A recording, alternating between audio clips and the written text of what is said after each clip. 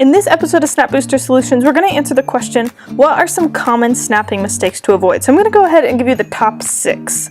The first one is sending in a receipt that is more than 14 days after the purchase date. So we only accept receipts that are within 2 weeks, so make sure you snap it in fast.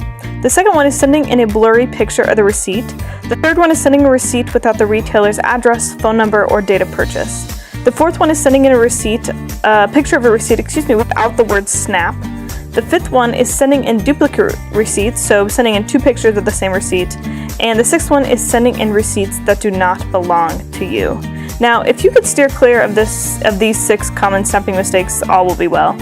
And if you have any questions about any of these, we would be happy to clarify. So just once again to recap, here are the 6 most common snapping mistakes that you are going to want to avoid. The number 1 is sending in a receipt that is more than 14 days after the purchase date.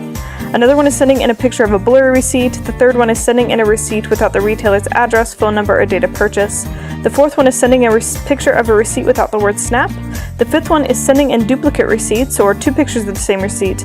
And finally, sending in receipts that do not belong to you.